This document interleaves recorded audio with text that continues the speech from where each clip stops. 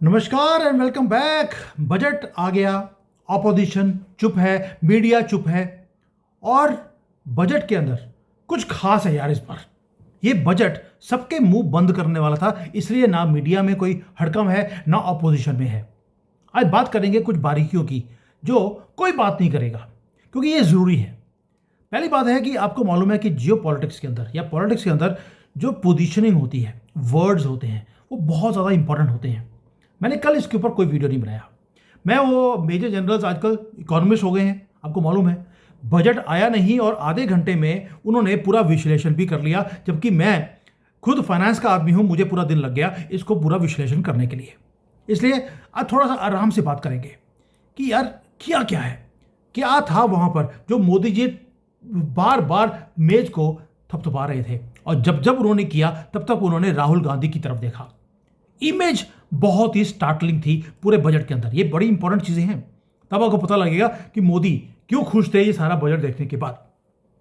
जैसे ही finance minister खड़ी होती हैं, बजट देनी शुरू होती हैं, राहुल गांधी का जैसे उन्होंने शुरू किया बोलना, राहुल गांधी का मुंह बनना शुरू हो गया था, क्योंकि उसे मालूम था कि मोदी ने बैटलफील्ड तैयार कर लिया है, उसकी कब्र खोदने वाले हैं। और वो भाग गया। उसके बाद स्पीच खत्म होती है, वो भाग जाता है और कुछ ज़्यादा बोलता भी नहीं है। क्यों? क्योंकि उसके पैरों के नीचे से ज़मीन खिसकने वाली है। उस पेपर्स में जो निर्मला सीतारमण ने जो वहाँ पे बजट पेश किया है, वो एक फाइनेंशियल स्टेटमेंट नहीं था, वो पॉलिटिकल चेकमेट भी था। चलिए डिकोड करते हैं 2026 के बजट को। इसको ब्रेक डाउन करेंगे एक एक करके कि अपोजिशन बोलने के लिए कुछ लायक रही ही नहीं। पहली बात यह है कि आप देखिए जो बजट है आया किस दिन? ये आया संडे को। आपने पिछली बार कब सुना था दुनिया में कहीं भी कि बजट संडे को पेश किया गया हो?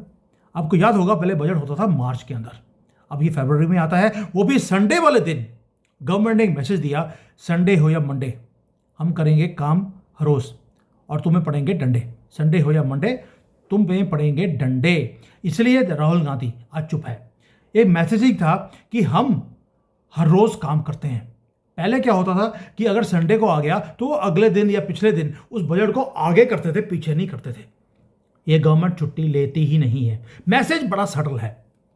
हम ना सोते हैं, ना रुकते हैं, ना कोई ब्रेक लेते हैं, और आप वीकेंड्स पे काम नहीं करते। अब आपको आना पड़ेगा और काम भी करना पड़ेगा। ये सेट हो गया टोन हमेशा के लिए, हमेशा के लिए, कि वर्क कल्चर ये है हमारी पार्टी का और ये हमारी करेंसी भी है। अब उसके बाद देखते हैं कि यार चलो आपने संडे को बुलाया, बजट पेश कर दिया, उससे राहुल गांधी वो चुप क्यों है? उसके चुप्पी का रीजन कुछ और है। चुप्पी का रीजन है कि अगर आप राहुल गांधी का पिछले जो ट्रैक रिकॉर्ड है वो देखें, हर बजट के बाद उसकी लैंग्वेज होती थी, गरीबों के लिए तो कुछ दिया ही नहीं, जीरो बजट था, सीतारमण को पता ही कुछ नहीं है कि करना क्या है, सूट बूट के सरकार है, मोदी जी के कपड़े देखो कितने महंगे होते हैं। हर साल उनकी लैंग्वेज यही होती थी। आप देखिए इस साल इन्होंने इसमें से एक भी वर्ड पूरे ऑपोजिशन ने वो यूज ही नहीं किया। क्यों? क्योंकि इस बजट में कुछ किया है। जो ऑपोजिशन का जो कोर नैरेटिव था उसको डिसमेंटल कर दिया मोदी जी ने। कैसे? जो स्पेसिफिक चीजें हैं जो ये बोलते थे हमेशा ही, उसको हमेशा के लिए फिक्स कर दिया गया है। अब आप देखिए मोदी जी करते क्या हैं, वो प्रॉब्लम को सॉल्व भी करते हैं और सामने वाले का जो नैरेटिव है उसको खत्म भी करते हैं। इसलिए राहुल गांधी वहां से भाग गया। उसको रियलाइज हो गया कि जो स्पीच तैयार करके आता है वो अब काम नहीं आएगी। अब सबसे बड़ा इनका था कि ये अनएम्प्लॉयमेंट बड़ी हो गई है, यूथ जो है भटक रहा है, उसको काम नहीं मिल रहा।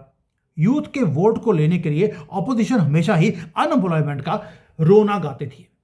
वो बोलते थे कि देखिए सारा टाइम जो यूथ है वो घर में पड़े रहते हैं, काम नहीं मिलता है, फोन पे लगे रहते हैं। यही आपने सुना हमेशा ही।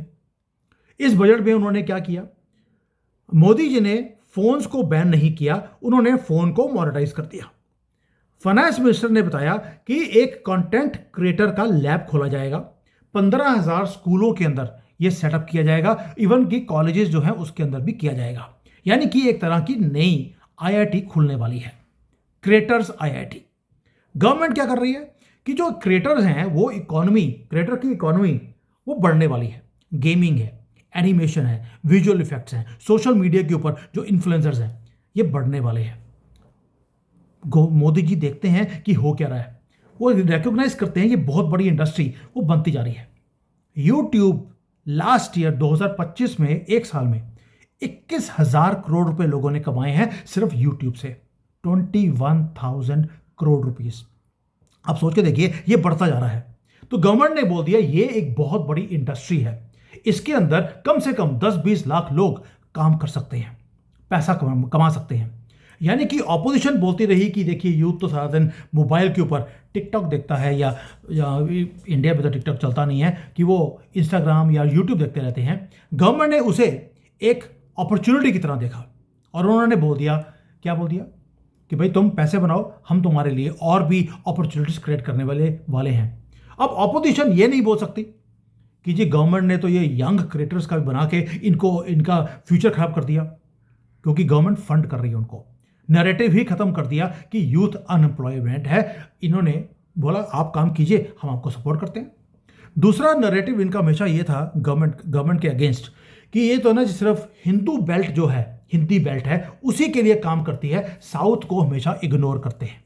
टैक्स का जो मनी है वो जनरेट होता है साउथ में, लगता है नॉर्थ में। ये हमेशा इन साउथ वालों को बेवकूफ़ बनाने के लिए धंधा बनाया हुआ था। इस बजट में क्या दी, आप पूरा बजट देख लीजिए, उसके अंदर जितना भी इंफ्रास्ट्रक्चर का प्रोजेक्ट है वो सारे का सारा वो साउथ में है।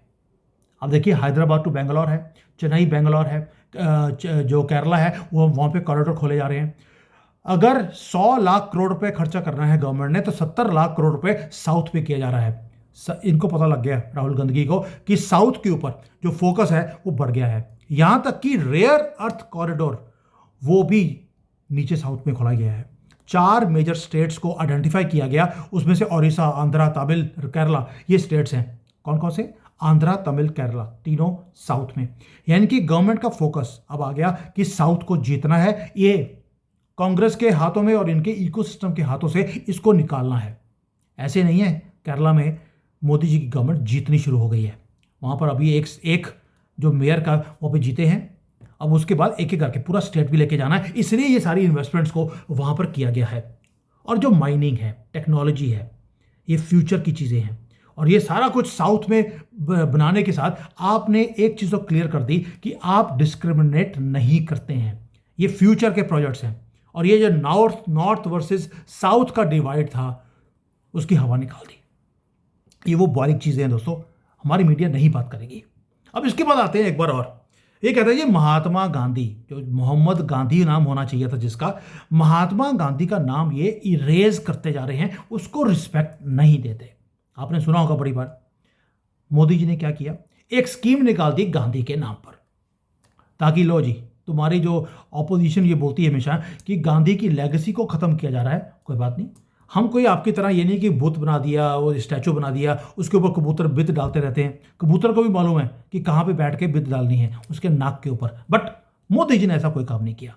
उन्होंने क्या किया भाई, फोकस किया खादी के ऊपर, हैंडलूम्स के ऊपर, विलेज इंडस्ट्रीज के ऊपर, और कनेक्ट कर दिया जो विलेज है उसको ग्लोबल मार्केट के साथ क्रिएट कर दिया है, कनेक्ट कर दिया है। ब्रांड भी देखिए क्या दिया है, उन्होंने बोल दिया कि महात्मा गांधी, मोहम्मद गांधी जिसका नाम था, मोहम्मद गांधी का जो इकोनॉमिक विजन था कि हम गांधी जो ये खादी है इसको पूरे दुनिया में लेके जाएंगे, वो हम करेंगे। इसलिए स्कीम का नाम ही गांधी के नाम पे रख दिया गया है। नाम क्या है? महात्मा गांधी ग्राम स्वराज इनिशिएटिव। लो जी, कर लो बात। अब इस स्कीम के ऊपर ना तो राहुल गांधी बोल सकता है कि जी ये स्कीम ठीक नहीं है, क्यों? क्योंकि गांधी का नाम है।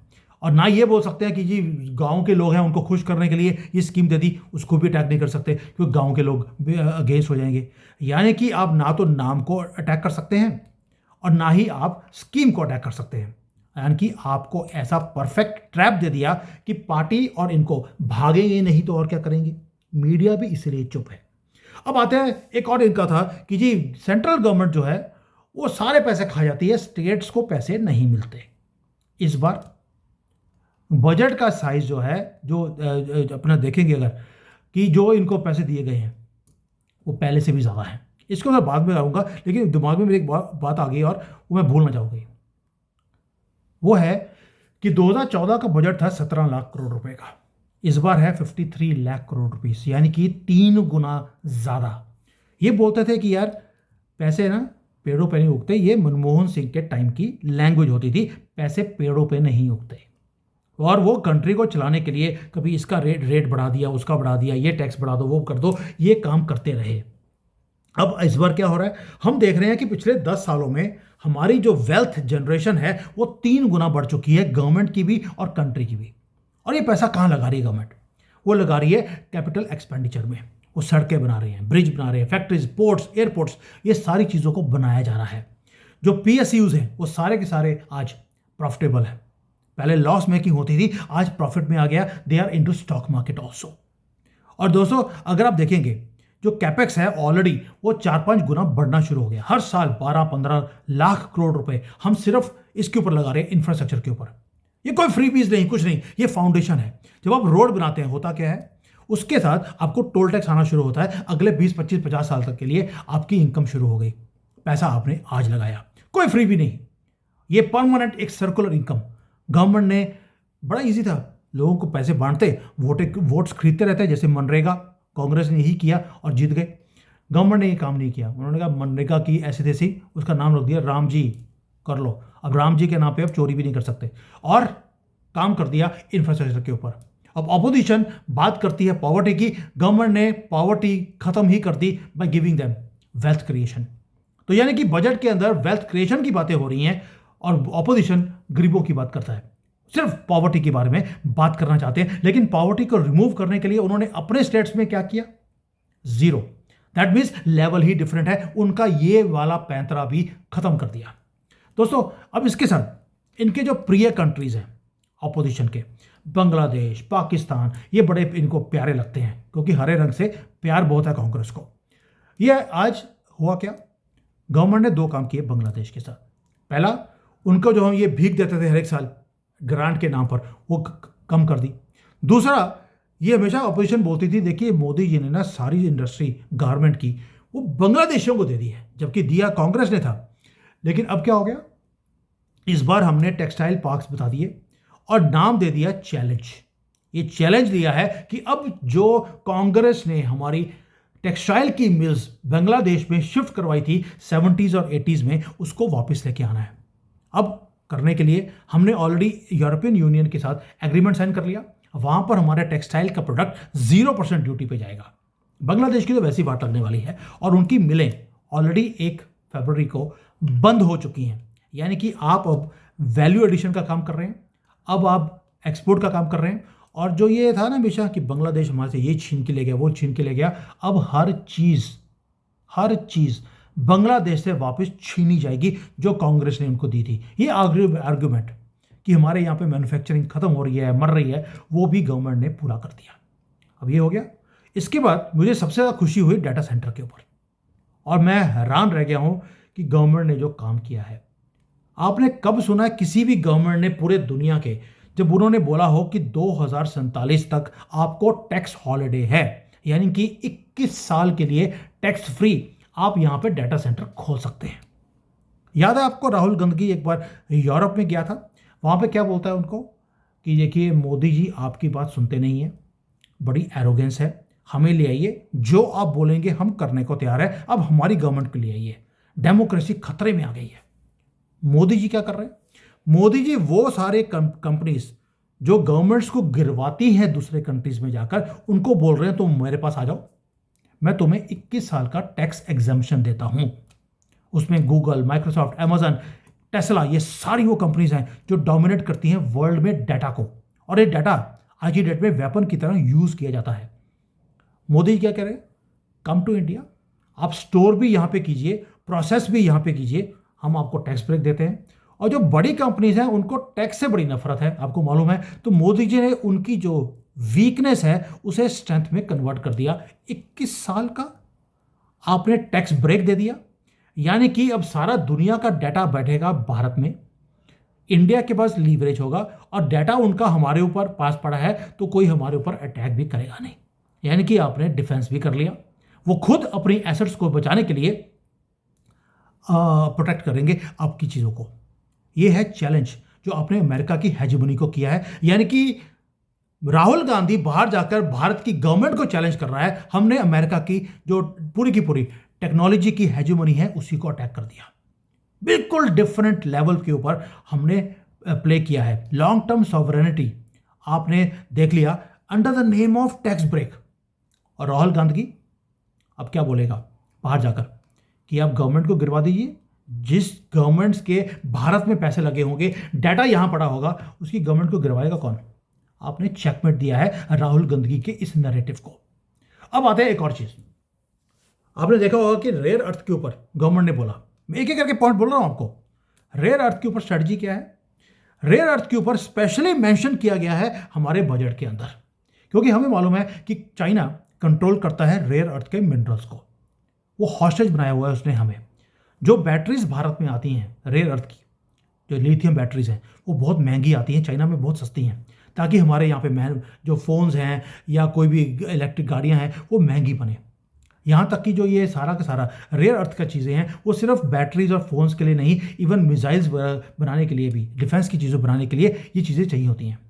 बजट ने फंडिंग कर दिया कि अगर कोई भी एनआरआई भी है, अगर वो भारत में आकर प्रोसेसिंग प्लांट लगाता है इन मिनरल्स के अंदर, तो आपको फंड्स दिए जाएंगे।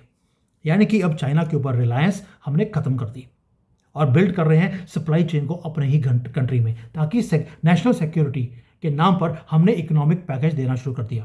अब आप देखिए होगा क्या, दुनिया भर के जो बड़े ये प्रोसेसिंग कंपनीज हैं जो रेयर अर्थ के अंदर काम करती हैं वो भारत में आएंगी। यानी कि दोबारा से हमारे जो दुश्मन हैं उनको ढेर करने वाले हैं। अब आते हैं जो मैंने पहले बोला था आपको कि स्टेट्स बोलती हैं कि जी सेंट्रल गवर्नमेंट सारे पैसे ले जाती है, हमें देती नहीं है।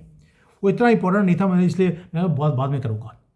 अब इस पर गवर्नमेंट ने क्या बोल दिया कि स्टेट्स को 41% स्टेक दिया जाएगा। यानी कि सेंट्रल अपना स्टेक को छोड़कर वॉलंटरली उन्होंने शेयर करना शुरू कर दिया स्टेट्स के साथ। जो ये राहुल गांधी बड़ा विक्टिम कार्ड खेलता था, देखिए हमें पैसे नहीं दिए जाते, गवर्नमेंट ने उसको भी खत्म कर दिया। ये आर्गुमेंट खत्म हो गया। अब आते हैं आखिरी पॉइंट। आखिरी पॉइंट क्या है कि देखिए मिडिल क्लास को तो कुछ नहीं दिया। अब इसमें मिडिल क्लास का क्या है, उसको हमेशा चाहिए कि टैक्स ब्रेक और मिल जाए। और भाई आपको लास्ट ईयर ऑलरेडी बड़ा हेफ्टी एक टैक्स ब्रेक मिल गया था। इस बार गवर्नमेंट ने क्या किया, आपके फॉरेन ट्रैवल के ऊपर जो टीसीएस लगता था 20% का, उसको 2% पे नीचे ले आए। कस्टम ड्यूटी खत्म कर दी, जो कम कर दी। कैंसर के ड्रग्स हैं, लाइफ सेविंग मेडिसिन हैं, ये सारी वो चीज़ें हैं। यानी कि आपका हेल्थ और ट्रैवल दोनों को सस्ता कर दिया गया है। आपको हमेशा लगता है कि यार हम बाहर घूमने जाएं, कर दिया सस्ता। और आपकी हेल्थ ठीक रहे उसके लिए कॉमन फैमिलीज के लिए ये एक बड़े हिटिंग पॉइंट्स हैं, उसको कवर किया गया है। तो दोस्तों जो पहले बोला आपको, राहुल गांधी बजट के बाद कुछ बोला नहीं। पहली बात ये संडे था, बेचारा घर जाके सो गया होगा क्योंकि काम करने की आदत नहीं है। और उसके बाद बोले तो बोले क्या, कुछ भी छोड़ा नहीं। क्योंकि आप बजट के ऊपर बोल सकते हैं कि ये गरीबों को मार दिया, कुछ दिया नहीं, कुछ किया नहीं, इस बार नहीं बोल सकते क्योंकि बड़े स्पेसिफिक सॉल्यूशंस थे जो गवर्नमेंट ने किए हैं। पॉलिटिकल चेकमेट है। अब आप देखेंगे साउथ को कवर कर लिया, यूथ को कवर कर लिया, स्टेट्स को ज़्यादा पैसे दे दिए, टेक्नोलॉजी फ्यूचर साउथ में आ गया, मिडिल क्लास को थोड़ा सा रिलीफ देना था वो दे दिया, और उसके बाद डिफेंस को भी अपग्रेड कर दिया है। अगर आप उसके अंदर कोई भी गलती ढूंढने की कोशिश करेंगे तो नहीं निकलती। गांधी का नाम को चिपकाना था, लीजिए उसके मुंह पे भी चिपका दिया। भाई आपकी तरह नहीं है। गांधी का एक पुतला बनाया, उसको लगा दिया और 2 अक्टूबर को वहाँ जाके गांधी गांधी रोने लग गए, कोई काम नहीं। और बाकी पूरा साल उसके ऊपर देखता भी कोई नहीं है सिवाय कबूतरों के। वो मैंने आपको पहले बता दिया था। इसलिए मोदी जी ने डिसाइड कर लिया अब कांग्रेस के साथ फाइट करने की जरूरत नहीं है, इनके नैरेटिव को ख़त्म करना है।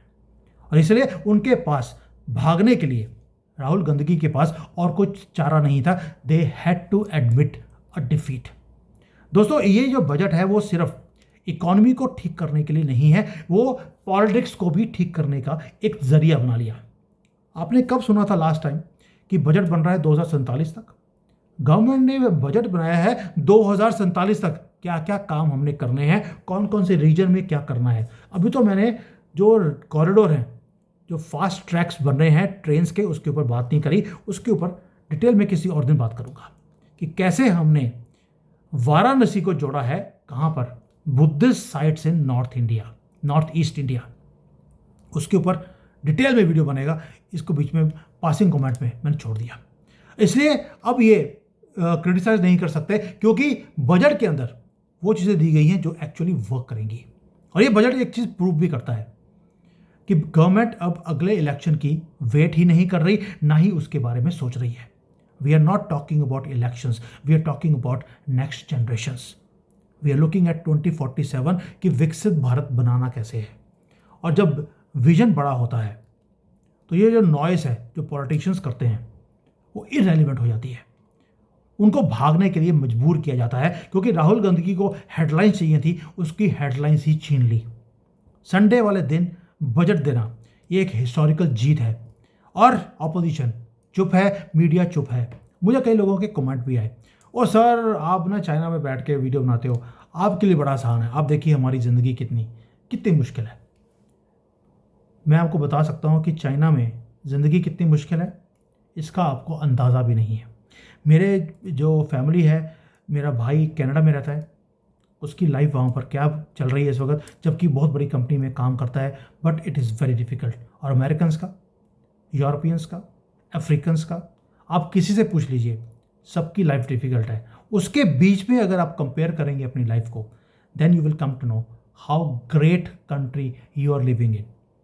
I hope you understand the message. Thank you. Jai Hind. Vande Mataram.